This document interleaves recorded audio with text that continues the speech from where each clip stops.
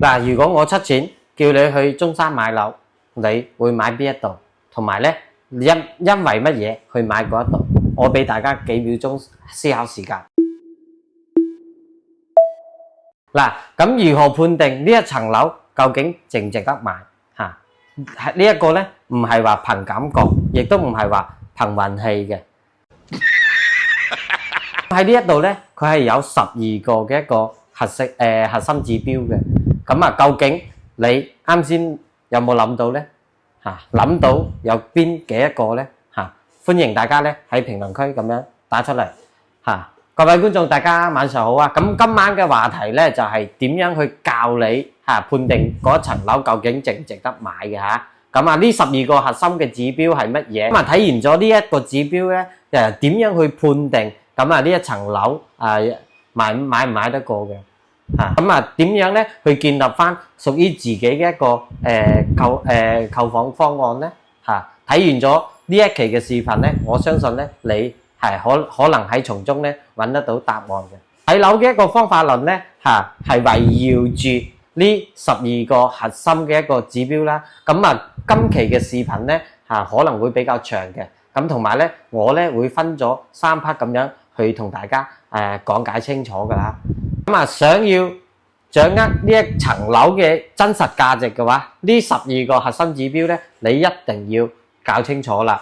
逐個咁樣去拆解呢一個核心嘅概念啦，人口結構啦、商務密度啦，同埋一個消費檔次啦。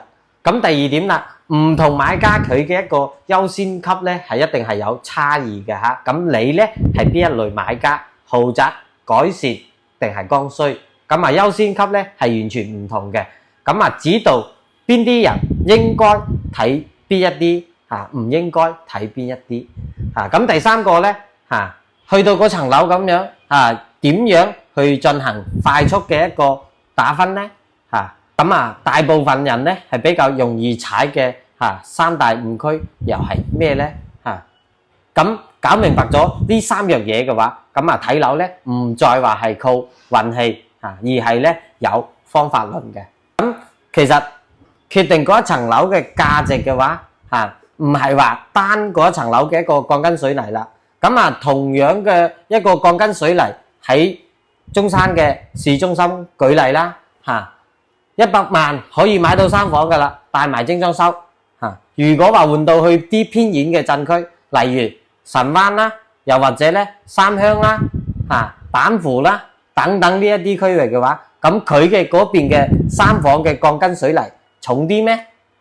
唔係噶嘛，都係一樣嗰套鋼筋水泥，但係價值咧就相差天同埋地啦冇理由我中山市中心賣100萬，佢嗰度夠狼死賣80或者係90萬噶，頂籠咪就係賣緊40-50萬、50-60萬到咁點解同一層樓喺唔同嘅區位佢嘅一個價值咧會唔同嘅咧咁我咧就總結咗呢3個圈啦。咁第一個圈咧就係步行10分鐘嘅時間，有公交站啦、幼稚園啦、社區嘅一啲小商業啦。咁第二個圈咧就係行車嘅一個10分鐘啦。咁地鐵站啦、菜市場啦、大型嘅一啲超市啦咁呢度咧就係屬於你嘅一個第2圈啦。咁第3個圈又係咩咧？車程半個鐘，車程半個鐘可以去到咩咧？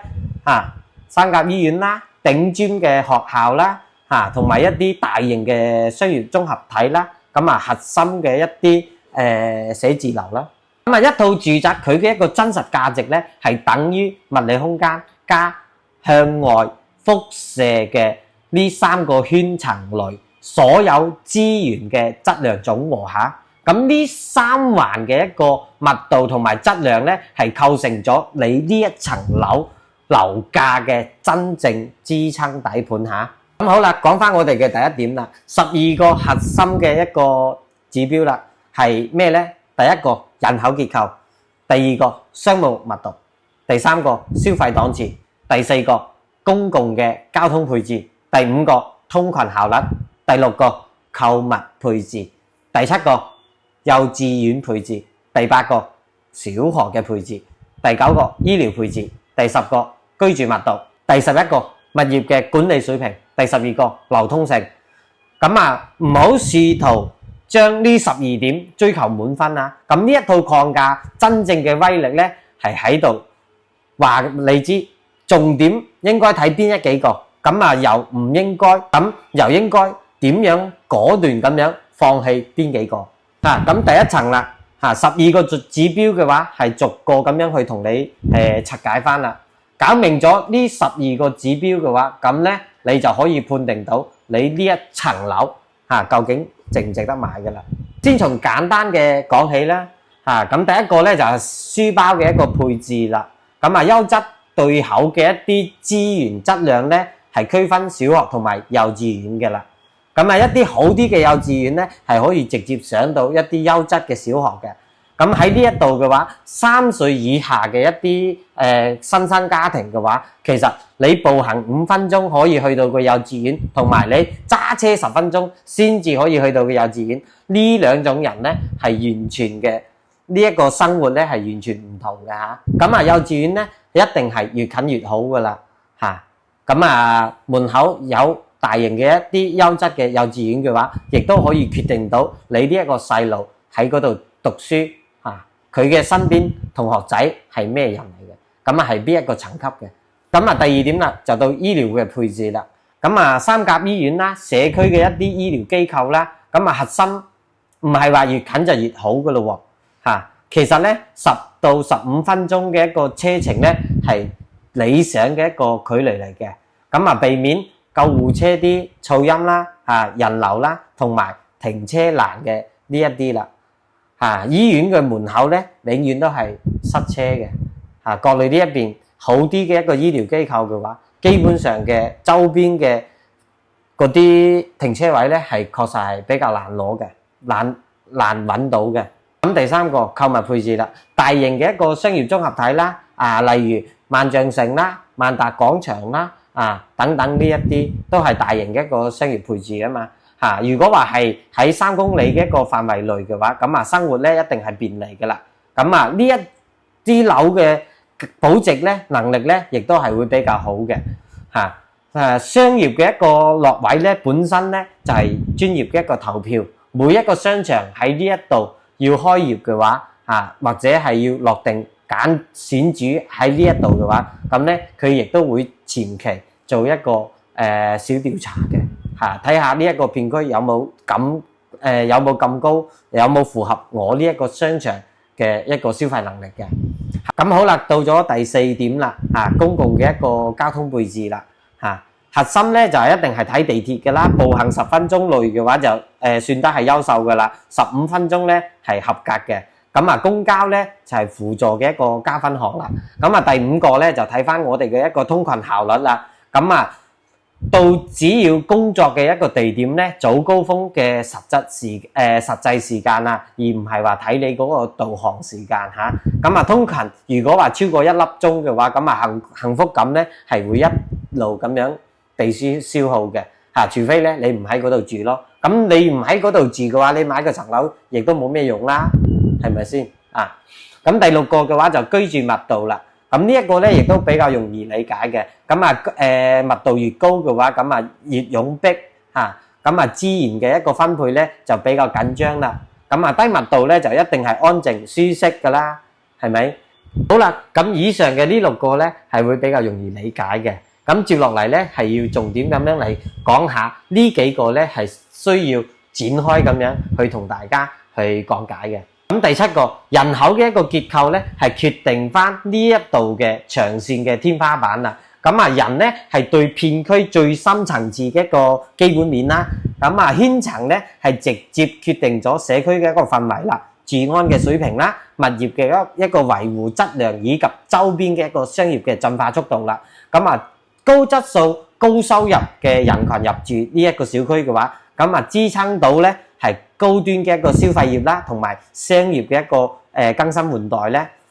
物業嘅一個收繳順利啦，維護嘅一個情況咧，亦都係一定係會比較優良啲噶啦。資產佢嘅一個保值同埋增值啦。喺呢一度咧就特別咁樣同大家去提醒翻啦。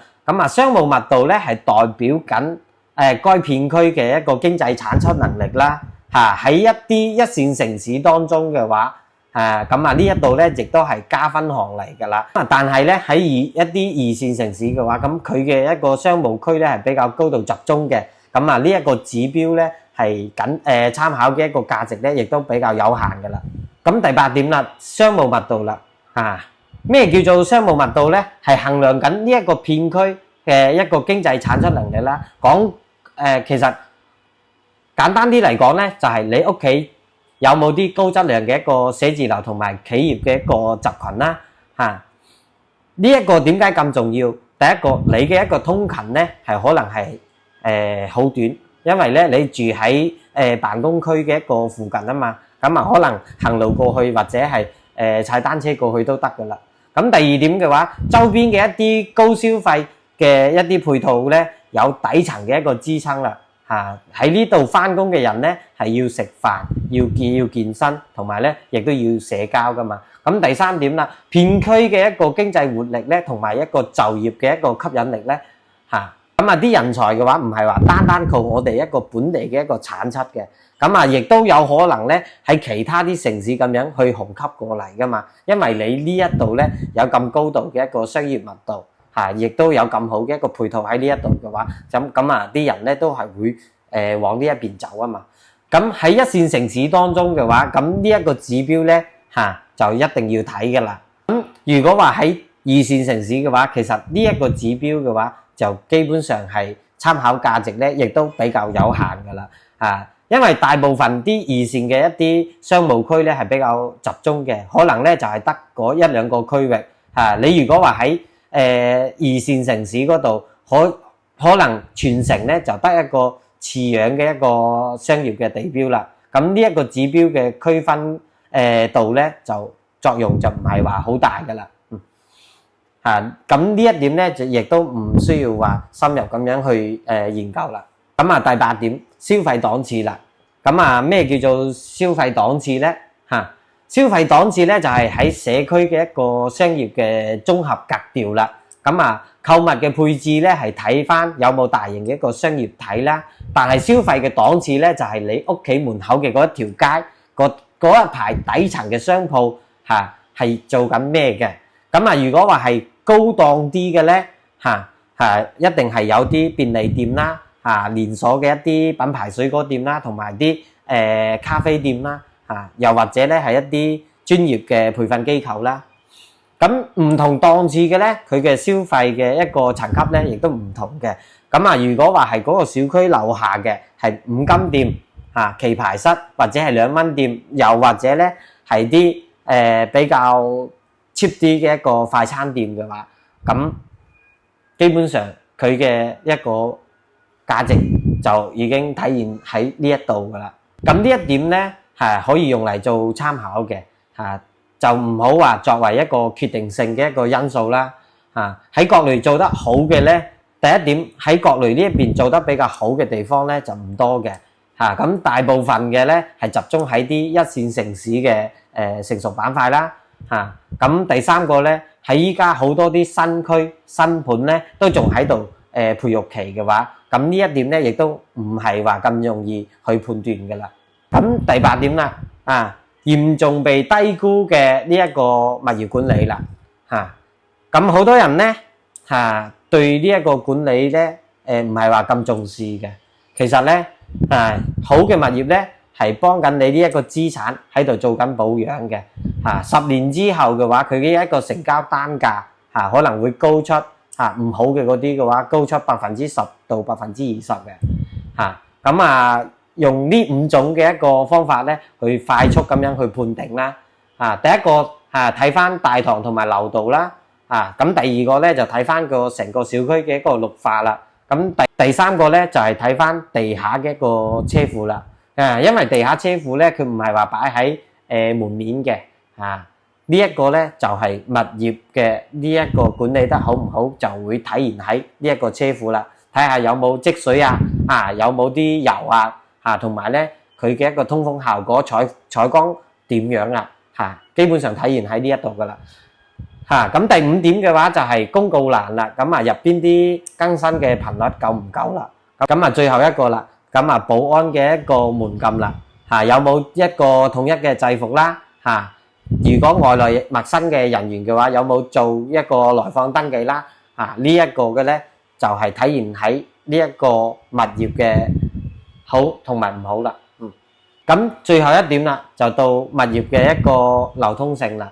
咁決定你呢一層樓將來好唔好賣嘅話，咁大部分買樓嗰陣咧就只能夠就比較在乎咧自己買唔買得起，同埋咧值唔值得買。其實係好少人咧係會諗得到5年後咁呢一層樓我賣嘅時候賣唔賣得甩啦。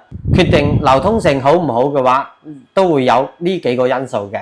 咁面積嘅一個過大或者係過細啦，40-50方甚至60方啲老破小嘅話，基本上咧係比較難賣嘅啦。如果話大到160、170方嘅嗰啲大三房嘅話，咁呢一啲嘅積數咧，亦都係比較難賣嘅。咁依家最好賣嘅咧就係100方左右嘅一啲三房啦。咁其次咧就到樓層啦。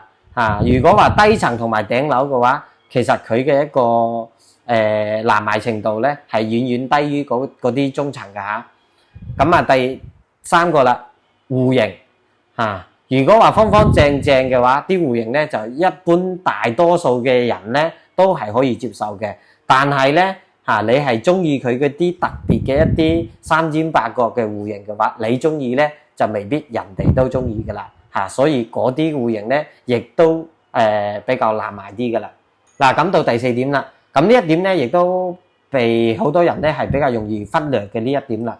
產權類嘅一啲類別啦商住嘅小產權嘅，又或者咧係啲40年、50年嘅嗰種啦第一個貸款嘅一個受限啦，交易嘅一個稅費高啦，同埋咧呢一個買家少咁第5個同小區嘅一個掛牌量啦。咁呢一個點樣去判定你呢一個小區嘅一個掛牌量嘅咧可以打開手機喺國內呢一邊嘅貝殼網樂友家等等呢一啲大平台，可以睇下呢一個小區佢咁咧，亦都要睇下近半年嘅一個成交套數啦。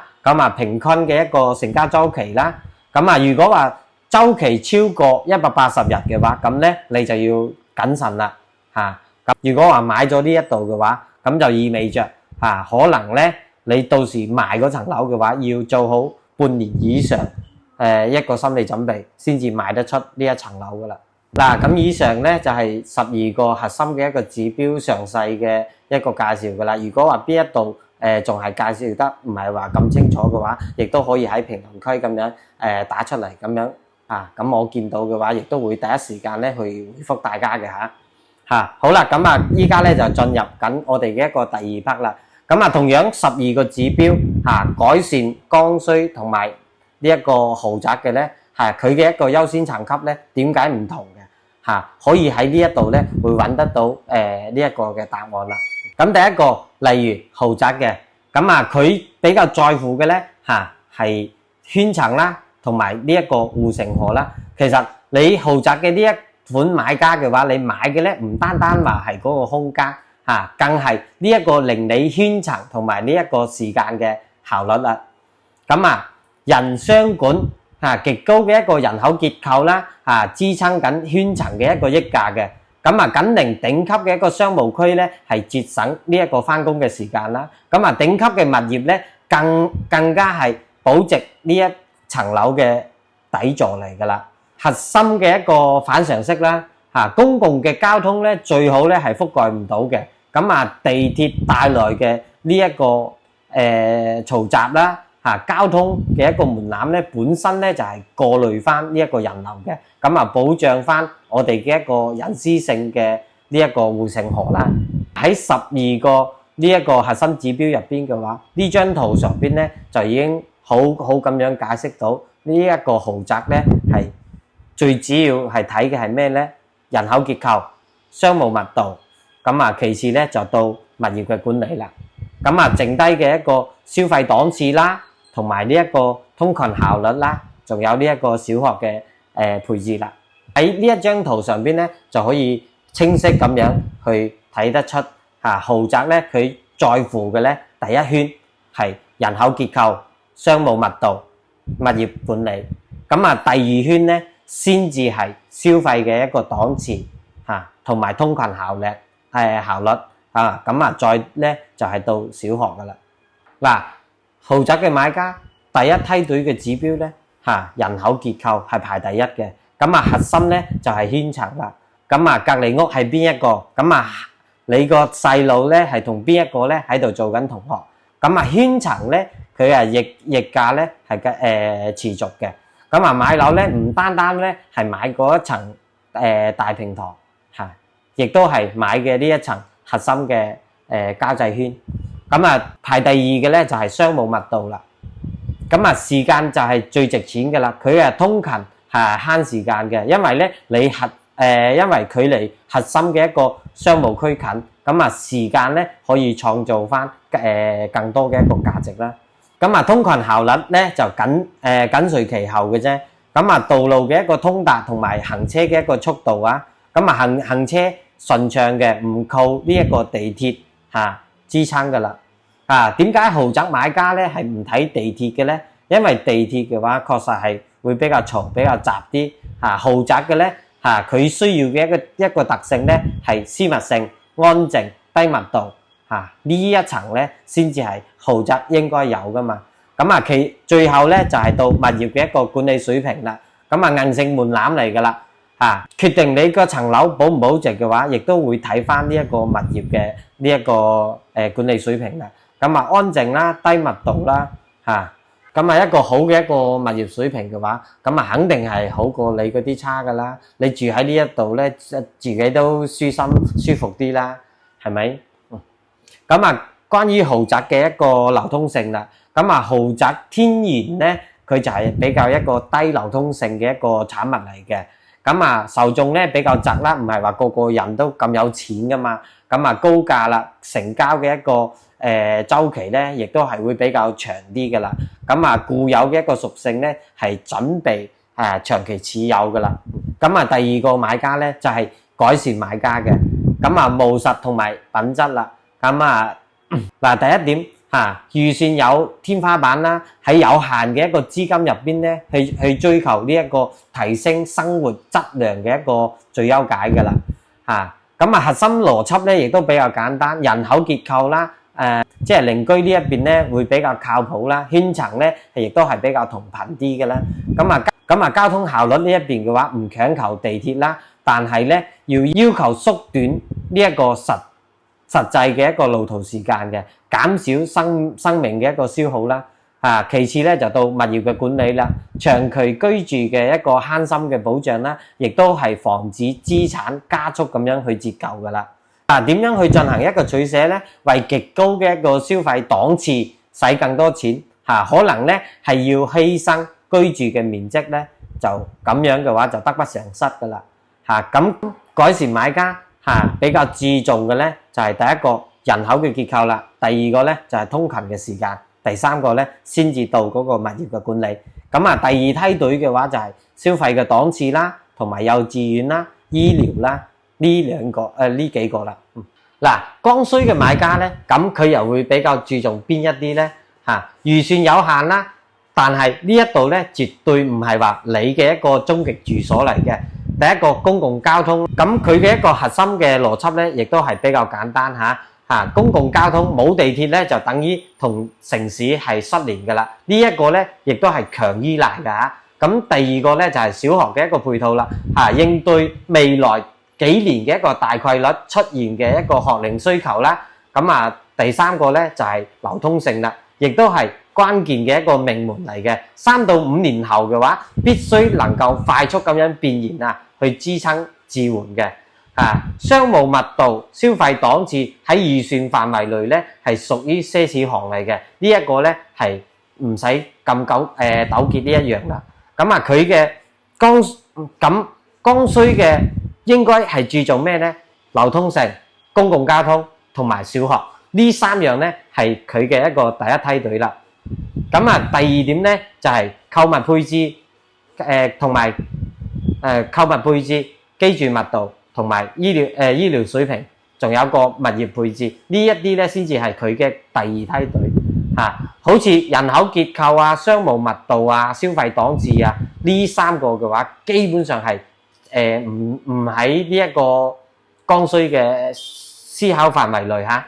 咁喺最後咧再講翻呢一個剛需嘅一啲買家啦。咁啊，剛需買家咧係要求嘅咧係生存嘅一個法則嚟嘅。咁啊，第一級住嘅咧就係公共嘅一個交通配置啦。咁啊，買唔起核心區嘅話，中遠郊咧冇地鐵嘅話，就等於係失聯㗎啦。咁如果話係開車通勤嘅話，呢一點咧係唔可以持續嘅嚇。咁啊，第二個咧就係呢一個小學嘅一個配置啦。咁啊，未來幾年咧有小朋友需要呢一個讀書嘅呢一個需求㗎啦嚇。咁啊，第三個咧就睇翻呢一個流通性咧，呢一點咧亦都係最關鍵，亦都係最容易被忽略嘅。咁啊，3個月內合理嘅一個價格出手咧係順暢嘅。咁啊，大半年先至甩得出去嘅話，仲要降價賣先賣得出嘅。咁啊，常見嘅一啲陷阱因素咧，亦都會有呢幾點戶型嘅一個大細啦，產權類型嘅一個奇怪啦，咁啊，小區嘅一個掛牌量比較大啦，咁啊或者樓層嘅太極端啦，度被套住嘅案例咧亦都比較多嘅嚇。咁啊，唔應該睇邊一啲咧？商務密度啦、消費檔次啦，同埋居住密度。咁啊，呢三項咧係奢侈項嚟嘅。結論咧就係錢咧應該係使喺通勤同埋流通性上邊，你嘅一個回報咧先至係最大嘅。咁好啦，第二層咧亦都講完啦，依家進入到我哋嘅一個第三層啦。咁啊，實操打分同埋三大嘅一個常見嘅誤區嚇。咁首先第一點確定翻你係邊一類型嘅一個買家啦。咁啊，豪宅買家、改善買家定係剛需買家，咁咧就對號入座噶啦。打分嘅一個邏輯咧係先排除再加分，咁啊最後咧再進行比較。咁啊，第一梯隊啦一票咁樣去否決門檻，唔合格嘅直接放棄嘅。好似剛需步行地鐵站嘅話，要25分鐘。直接就放棄㗎啦。咁改善嘅買家小區嘅物業咧已經換過好幾輪㗎啦。業主咧都喺嗰群嗰度日日咁樣鬧嘅話，咁呢一點嘅話，亦都係直接忽視咗佢㗎啦。好啦，咁第二梯隊咧就係加分項嚟嘅。咁好嘅咧就直接加分唔需要話去到全滿咁誇張嚇。咁啊，第三梯隊咧就係錦上嘅添花啦。咁啊，最好有，如果冇嘅話，亦都唔可以拒絕嚇。咁啊，智能家居啦，一啲裝修嘅風格啦，特定嘅品牌電器啦，特定嘅陽台景觀啦，非關鍵嘅一啲社區嘅一個設施啦。嗱，第一個誤區咧就係會將人哋嘅一個優先級咧係當成自己嘅嚇。咁呢一點咧亦都係最普遍，亦都係最常見嘅剛需嘅買家咧可能佢嘅一個預算咧係一定係有限嘅。咁啊，佢嘅一個誤區咧深入咁樣研究嗰啲豪宅嘅一個需求，例如商務嘅豪宅，佢係關注嘅咩咧？係商務嘅密度啦、消費嘅檔次啦，同埋商務地標啦等等，呢一啲咧先至係人哋豪宅關注噶嘛，係咪？咁啊，呢一度咧就係簡單啲嚟講嘅話，就係先搞清楚自己係邊一個，咁啊應該咧係關注邊一個。咁啊，最典型嘅案例咧，就係呢一度嘅人口結構好，但係咧通勤嘅一個時間啦，要個半鐘，戶型又細喎，咁啊流通性極差，根本賣都賣唔喐嘅話，咁呢一啲係你嘅剛需買家應該考慮嘅咩？其實唔係噶嘛。咁啊，同埋咧，仲有一個咧就係改善買家過於執着一定要有地鐵而寧願拉低自己嘅一個生活品質，都一定要有地鐵，咁樣嘅話就其實唔係嘅。改善買家咧應該咧係注重呢一個小區嘅品質同埋呢一個居住嘅密度，而唔係話去追求佢嗰條地鐵嚇。咁啊，所以第一步咧亦都比較重要，要搞清楚自己係邊一個嚇。咁咧你就嚴格按照上邊嗰3張圖嚟優先級咁樣嚟做呢一個決定，咁樣買到嘅呢一層樓咧係絕對唔會錯。嗱，咁到第二個誤區啦，將學區當成唯一嘅一個指標啦，綜合考慮而唔係話一票咧就直接通過嘅嚇。咁剛需呢一個指標嘅模型咧其實都好簡單嘅。咁第一位咧一定係要睇通勤嘅一個配置啦。咁通勤配置入邊咧就地鐵口同埋咧喺你嘅嗰一個小區出發去到你嘅一個返工嗰一度啦。地鐵一定係硬性指標嚟㗎嚇。咁第二點咧先至係睇呢一個小學嘅一個配置嚇。點解小學呢一個配置咧會放喺第二梯隊咧原因咧亦都有兩個政策咧依家咧喺度變動緊每一年嘅一個政策咧都喺度即係削弱緊呢一個學區房嘅呢一個概念依家咧係進行一啲電腦派位啦，又或者咧係嗰啲教師喺度輪崗咁樣去教學啦。咁第二點咧就係犧牲咗我哋啲生活嘅一個品質家長咧都喺度捱緊例如你去好嘅一個學咁，例如你去好嘅一個學區房入邊買嗰啲老破小次次翻工嘅話都要成個半鐘嘅，咁物業又差啦咁嗰層樓嘅話本來咧就又老又舊噶啦，咁全屋人嘅一個生活咧係被嚴重咁樣拉低嘅咁家長入邊家長嘅話就真正每日嘅一個生活體驗咧都係喺度捱緊希望咧佢快啲讀完書咁樣就搬嚟呢一度咁樣咁總結學區咧係重要嘅一個加分項嘅，而唔係咧唯一嘅一個決策依據咁第三個誤區啦就係睇有冇，但係咧唔睇夠唔夠好咁判斷有冇咧就直接係打勾嘅呢一個思維呢一個咧係都唔啱㗎即係例如有地鐵要步行20分鐘，咁有同埋冇嘅話都基本上冇咩區別啦，係咪先？咁有學校嗰個學校係究竟係省一級定係市一級，又或者咧係鎮一級再甚至咧係村一級，係咪先？咁呢一啲咧排名嘅一個先後嘅話可能係咁咧係可能導致到你嗰一層樓嘅一個價值噶嘛，細嘅一啲信息啦。咁我哋應該咧係判定咁點樣去判定究竟好唔好又或者咧係嚟到幾遠咧咁邊一條地鐵線佢有幾多個班次啦咁直達邊一度，係咪呢一啲咧先至係我哋要掌握嘅一個信息嚟噶嘛，而唔係話有地鐵咁樣步行20分鐘，係咪先？咁再到學位啦，咁對標嘅咧係邊一個學校，咁派位嘅一個結果係點樣？咁你喺呢一度嘅話，可唔可以令到你個細路咧一定係可以讀到嗰個學校，係咪先？咁10個當中嘅話，有9個都可以讀到嘅話，咁你呢一個讀到呢一個重點學校嘅一個概率咧，咪重點上升咯，係咪先？但係咧10個得1個讀到嘅話，咁呢啲咧就唔叫概率啦。將以上嘅呢一點種種嘅一個信息嘅一個顆粒度再結合翻佢嘅呢一個價格同片區嘅一個成交價再進行咁樣嚟參考能唔能夠落手嘅話，咁基本上心入邊咧都已經有數噶啦。咁首先第一個12個指標顆粒度全部對齊之後，咁答案咧基本上可以浮出水面噶啦。咁落唔落手嘅話，心入邊咧亦都已經有數噶啦。好啦，咁今一期嘅視頻咧就到呢一度噶啦如果話邊一度講得唔係咁清楚嘅話，同埋咧邊一度咧講得唔係話咁標準嘅話，咁希望大家咧亦都喺度多多諒解下咁如果話對我呢一類嘅一個視頻感興趣嘅一啲觀眾朋友咧記得點翻個訂閱加翻個 like 對我呢一個工作嘅支持啦。咁今一期嘅呢一個視頻咧就到呢一度噶啦我哋下一期再見啦，拜拜。